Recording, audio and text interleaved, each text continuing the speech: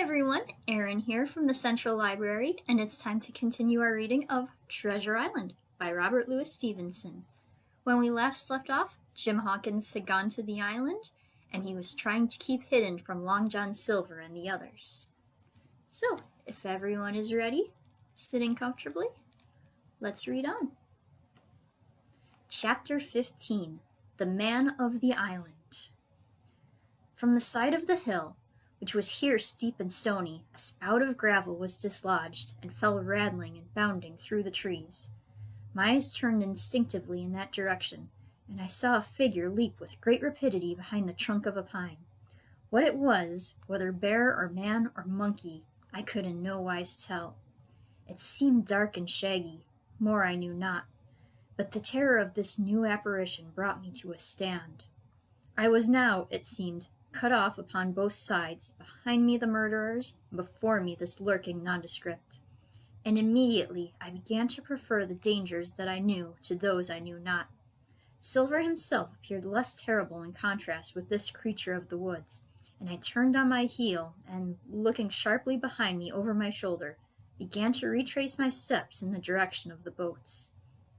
Instantly the figure reappeared, and, making a wide circuit, began to head me off. I was tired at any rate, but had I been as fresh as when I rose, I could see it was in vain for me to contend in speed with such an adversary. From trunk to trunk the creature flitted like a deer, running manlike on two legs, but unlike any man that I had ever seen, stooping almost double as it ran. Yet a man it was, I could no longer be in doubt about that. I began to recall what I had heard of cannibals. I was within an ace of calling for help, but the mere fact that he was a man, however wild, had somewhat reassured me, and my fear of Silver began to revive in proportion. I stood still, therefore, and cast about for some method of escape, and as I was so thinking, the recollection of my pistol flashed into my mind. As soon as I remembered I was not defenseless, courage glowed again in my heart, and I set my face resolutely for this man of the island, and walked briskly toward him. He was concealed by this time behind another tree trunk, but he must have been watching me closely, for as soon as I began to move in his direction, he reappeared and took a step to meet me. Then he hesitated, drew back, came forward again, and at last, to my wonder and confusion, threw himself on his knees and held out his clasped hands in supplication. At that I once more stopped. "Who are you?" I asked. "Ben Gunn," he answered, and his voice sounded hoarse and awkward, like a rusty lock. "I'm poor Ben Gunn, I am. I haven't spoke with a Christian these 3 years." I could now see he was a white man like myself, and that his features were even pleasing. His skin, wherever it was exposed, was burnt by the sun, even his lips were black, and his fair eyes looked quite startling in so dark a face. Of all the beggarmen that I had seen or fancied, he was the chief for raggedness. He was clothed with tatters of old ship's canvas and old sea-cloth, and this extraordinary patchwork was all held together by a system of the most various and incongruous fastenings, brass buttons, bits of stick, and loops of tarry gaskin. About his waist he wore an old brass-buckled leather belt, which was the one thing solid in this whole accoutrement. 3 years, I cried. "Were you shipwrecked?" "Nay, mate," said he, "marooned." I had heard the word, and I knew it stood for a horrible kind of punishment common enough among the buccaneers, in which the offender is put ashore with a little powder and shot, and left behind on some desolate and distant island. "Marooned 3 years agone," he continued, "and lived on goats since then, and berries and oysters. Wherever a man is, says I, a man can do for himself. But, mate, my heart is sore for Christian diet. You mightn't happen to have a piece of cheese about you now? No? Many's the long night I've dreamed of cheese, toasted mostly, and woke up again, and here I were." "If ever I can get aboard again," said I, "you shall have cheese by the stone." And all this time he had been feeling the stuff of my jacket, smoothing my hands, looking at my boots, and generally, in the intervals of his speech, showing a childish pleasure in the presence of a fellow creature. But at my last words he perked up into a kind of startled slyness. "If ever you can get aboard again, says you," he repeated. "Why now, who's to hinder you?" "Not you, I know," was my reply. "And right you was," he cried. Now you, what do you call yourself, mate? Jim, I told him. Jim, Jim, says he, quite pleased apparently. Well now, Jim, I've lived that rough as you'd be ashamed to hear of. Now, for instance, you wouldn't think I had had a pious mother to look at me? He asked. Why, no, not in particular, I answered. Ah, well, said he, but I had, remarkable pious. And I was a civil, pious boy. I could rattle off my catechism that fast, and you couldn't tell one word from another. And here's what it come to, Jim, and it began with Chuck Farthing on the blessed gravestones. That's what it begun with, and went further in that, and so my mother told me, and predicted the whole she did, the pious woman. But it were Providence that put me here. I've thought it all out on this here lonely island, and I'm back on piety. You don't catch me tasting rum so much, but just a thimble for luck, of course, the first chance I have. I'm bound I'll be good, and I see the way too. And Jim, looking all around him and lowering his voice to a whisper, I'm rich. I now felt sure that the poor fellow had gone crazy in his solitude, and I suppose I must have shown the feeling in my face, for he repeated the statement hotly. Rich, rich, I says, and I'll tell you what, I'll make a man of you, Jim. Ah, Jim, you'll bless your stars, you will. You was the first that found me. And at this there came suddenly a lowering shadow over his face, and he tightened his grasp upon my hand, and raised a forefinger threateningly before my eyes. Now, Jim, you tell me true. That ain't Flint's ship? He asked. At this I had a happy inspiration. I began to believe that I had found an ally, and I answered him at once. It's not Flint's ship, and Flint is dead. But I'll tell you true, as you ask me. There are some of Flint's hands aboard. Worse luck for the rest of us. Not a man with one leg? He gasped. Silver? I asked. Ah, Silver, says he. That were his name. He's the cook, and the ringleader, too. He was still holding me by the wrist, and at that he gave it quite a ring. If you was sent by Long John, he said, I'm as good as pork, and I know it. But where was you, do you suppose? I had made up my mind in a moment, and by way of answer I told him the whole story of our voyage, and the predicament in which we found ourselves. He heard me with the keenest interest, and when I had done, he patted me on the head. You're a good lad, Jim, he said, and you're all in a clove hitch, ain't you? Well, you just put your trust in Ben Gunn. Ben Gunn's the man to do it. Would you think it likely now that your squire would prove a liberal-minded one in case of help, him being in a clove hitch, as you remark? I told him the squire was the most liberal of men. Aye, but you see, returned Ben Gunn, I didn't mean giving me a gate to keep and a suit of livery clothes and such. That's not my mark, Jim. What I mean is, would he be likely to come down to the tune of, say, 1,000 pounds out of money that's as good as a man's own already? I'm sure he would, said I. As it was, all hands were to share. And a passage home? He added, with a look of great shrewdness. Why, I cried, the squire's a gentleman, and besides, if we get rid of the others, we should want you to help work the vessel home. Ah, said he, so you would. And he seemed very much relieved. Now I'll tell you what, he went on. So much I'll tell you, and no more. I were in Flint's ship when he buried the treasure, he and 6 along, 6 strong seamen. They was ashore nigh on a week, and us standing off and on in the old Walrus. One fine day up went the signal, and here comes Flint by himself in a little boat, and his head done up in a blue scarf. The sun was getting up, and mortal white he looked about the cutwater. But there he was, you mind, and the 6 all dead, dead and buried. How he done it, not a man aboard us could make out. It was battle, murder, and sudden death leastaways, him against 6. Billy Bones was his mate. Long John, he was quartermaster, and they asked him where the treasure was. Ah, says he, you could go ashore if you like and stay, he says. But as for the ship, she'll beat up for more, by thunder. That's what he said. Well, I was in another ship 3 years back, and we sighted this island. Boys, said I, here's Flint's treasure. Let's land and find it. The captain was displeased at that, but my messmates were all of a mind and landed. 12 days they looked for it. Every day they had the worst word for me, until one fine morning all hands went aboard. As for you, Benjamin Gunn, says they, here's a musket, they says, and a spade and pickaxe. You can stay here and find Flint's money for yourself, they says.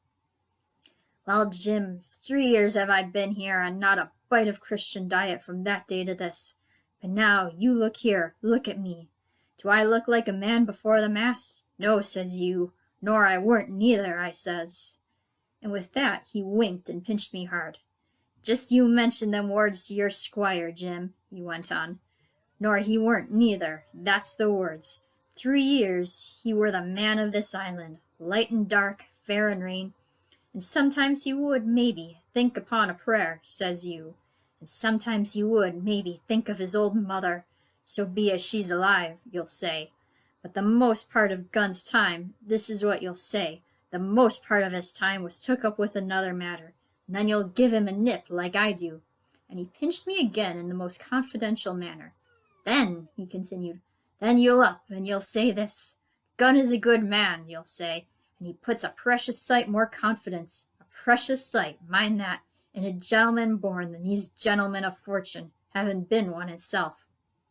Well, I said, I don't understand one word that you've been saying, but that's neither here nor there, for how am I to get on board? Ah, said he, that's the hitch for sure. Well, there's my boat that I made with my 2 hands. I keep her under the White Rock. If the worst come to the worst, we might try that after dark. Hi, he broke out, what's that? For just then, although the sun still had an hour or 2 to run, all the echoes of the island awoke and bellowed to the thunder of a cannon. They've begun to fight, I cried. Follow me. And I began to run toward the anchorage, my terrors all forgotten, while, close at my side, the maroon man in his goatskins trotted easily and lightly. Left, left, says he. Keep to your left hand, mate Jim, under the trees with you. There's where I killed my first goat. They don't come down here now. They're all mast-headed on them mountings for the fear of Benjamin Gunn. Ah, and there's the cemetery, he must have meant. You see the mounds. I come here and prayed nows and thens, when I thought maybe a Sunday would be about due. It weren't quite a chapel, but it seemed more solemn-like. And then, says you, Benjamin Gunn was short-handed, no chaplain, nor so much as a Bible and a flag, you says. So he kept talking as I ran, neither expecting nor receiving any answer. The cannon shot was followed, after a considerable interval, by a volley of small arms. Another pause, and then, not a quarter of a mile in front of me, I beheld the Union Jack flutter in the air above a wood.